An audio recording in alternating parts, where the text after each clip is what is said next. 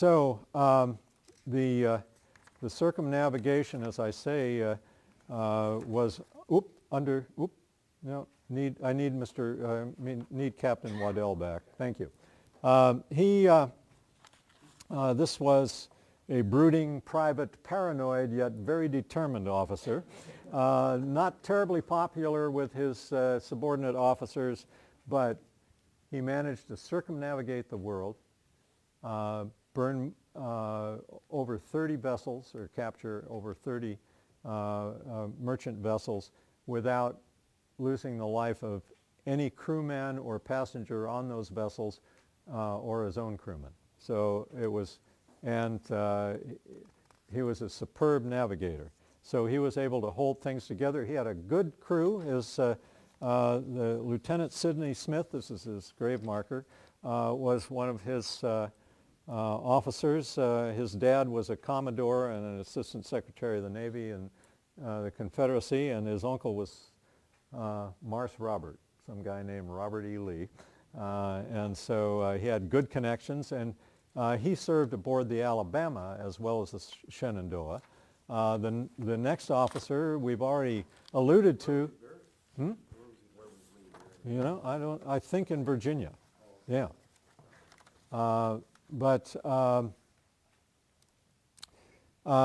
Lieutenant Irvin Bullock was the navigator for the Alabama and the Shenandoah, and that was Teddy Roosevelt's other uncle that visited him after the war. So it was an excellent crew.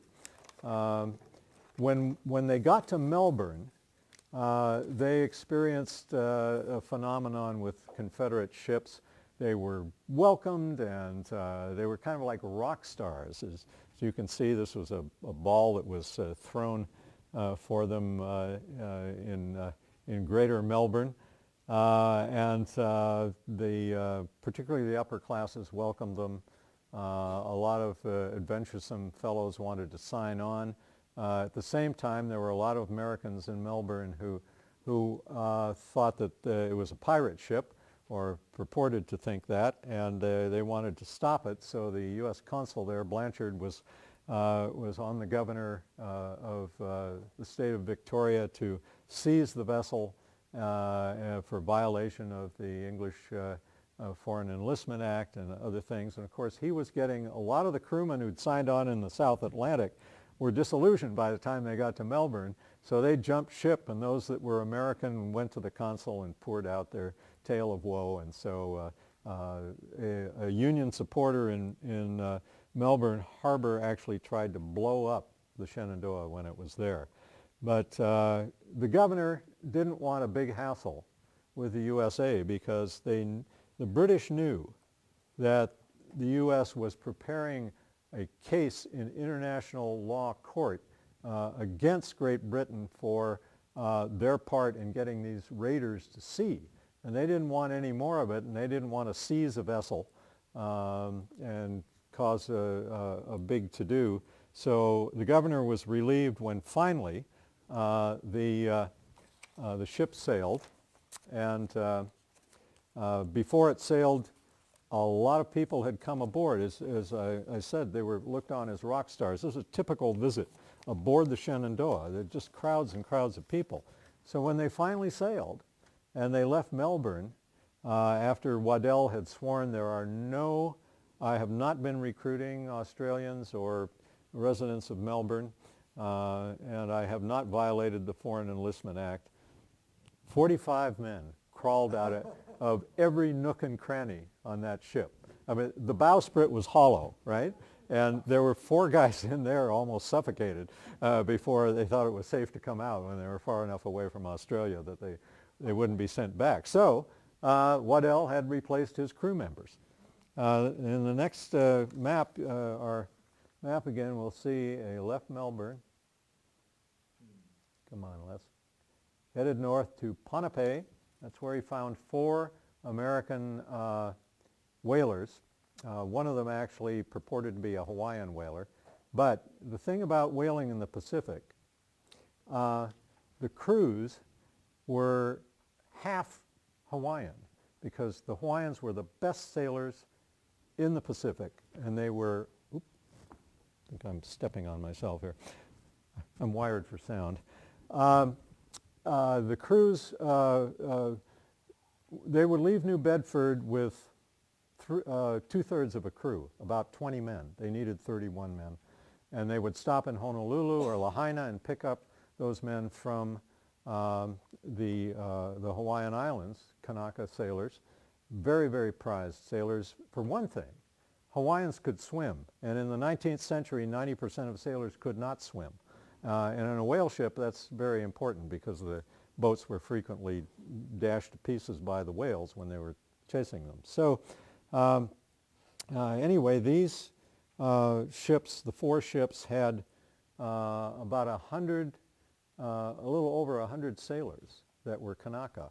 And they were marooned there because the Shenandoah burned those ships, went north with the whaling charts and left them there, recruited 13 of the Hawaiian sailors to join the Confederate Navy, and they went north with the Shenandoah.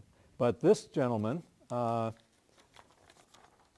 was, when he learned that he had 100 sailors marooned in Ponape, he sent his own ship to pick them up because the Kamehameha dynasty was not a wealthy monarchy, but they were pretty shrewd, and over the years, this had started with Kamehameha III. Kamehameha V was on the throne in 1865, but Kamehameha III set up a process by which each Hawaiian sailor that sailed with the 700 ships that were up in the Bering Sea would be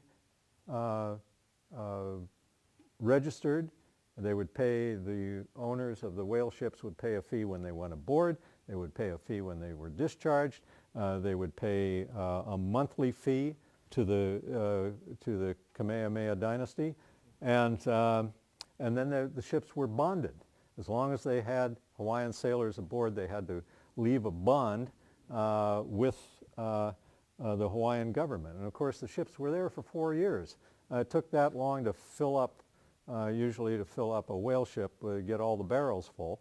So they would go up for the whaling season for 6 months, come back, raise hell in Honolulu and Lahaina, and then go back again. So finally, I mean, they were making a lot of money in terms of money those days, very sharp. So that's how the Hawaiian sailors were rescued. Now we're going to leave the Shenandoah for a moment, if we can, headed north toward the Sea of Okhotsk and the Bering Sea. We're going to talk about the secret societies. This is William Walker.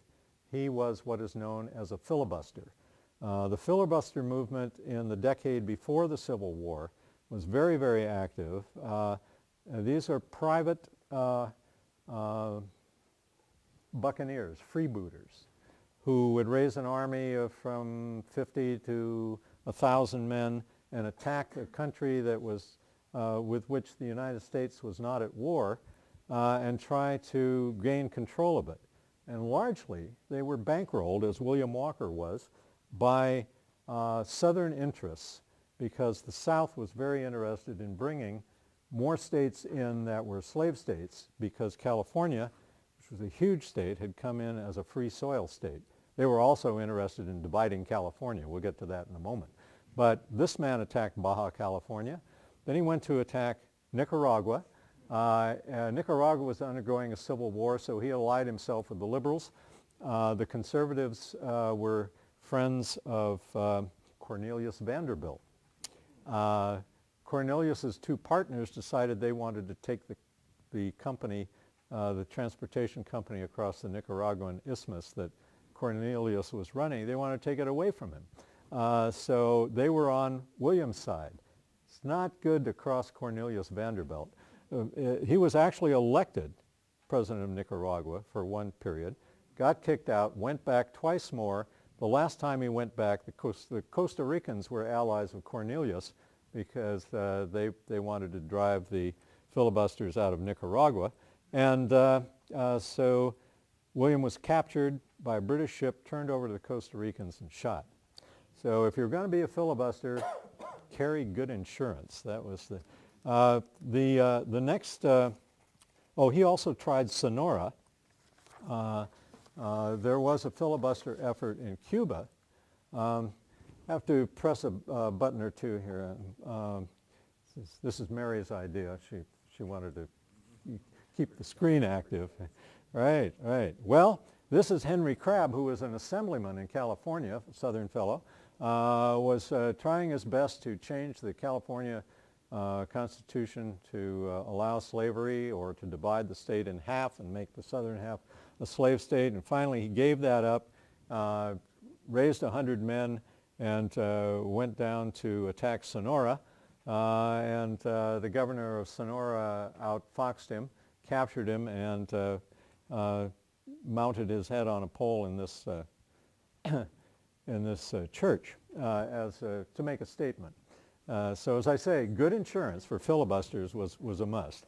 In that decade before the Civil War, there was a lot of this going on. This gentleman came from Mississippi, where he couldn't be elected, failed to be elected senator, but was elected from California. But he was a pragmatist, and he realized that the majority of people in California were not pro-slavery. The miners, for instance, they had a real bottom line. It wasn't that they were principled and they were abolitionists or they abhorred slavery.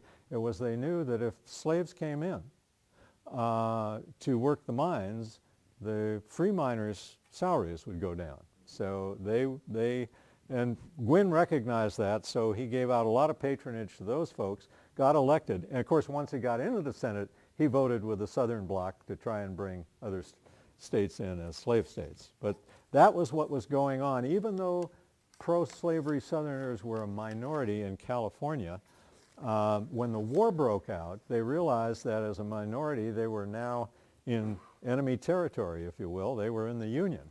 And so they formed secret societies, the Knights of the Golden Circle, the Committee of 30.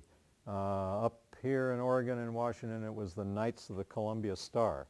And they were always plotting, trying to get the Confederate Navy or the Confederate government to give them letters of marque, which would allow them to be privateers and attack Union shipping, or trying to raise the money to acquire a vessel to go out, because the gold shipments were leaving San Francisco weekly, $1 million a shipment. U.S. Grant said, without the men at San Francisco, we never could have sustained the war effort. And the ships would leave San Francisco, go to the Isthmus of Panama, transport the gold across on the railroad to Colon, and then up to New York. And that was how it reached it. And it was a great target of opportunity, particularly because the Union Navy's Pacific Squadron was comprised of 7 rather old and ineffective vessels. So the organization in Victoria was called the Southern Association of Vancouver and British Columbia, and it was run by a man named Jules David, who wrote to James Murray Mason, who was a commissioner of the Confederacy in Europe, hoping to get his support with this next gentleman, who was the Secretary of War, Judah Benjamin, for giving out a letter of marque. In Victoria, they had a 400-ton vessel that could do 14 knots. They had the armaments. They were all set to go if they could just get the proper paperwork. Well, that was very troubling, of course, to the Union, and particularly to this one of the 7 vessels of the Union Pacific Squadron that kept having to run north, stop escorting the gold shipments, stop rescuing U.S. citizens in Mexico from the vagaries of the Mexican Civil War, and had to come north to Vancouver. It came north 3 times on the basis of rumor and the very real efforts of Jules David and the Southern Association of Vancouver. So the Pacific Squadron was torn by, Benito Juarez, a lawyer, a president with a civil war on his hands. He and Lincoln were very, very fond of one another. Lincoln tried to help him out by diverting shipments of arms to his people. He had been driven out by the French as they landed to collect debt and also to put, Napoleon III's scheme into operation by putting Maximilian on a throne, which the conservatives allowed to be created.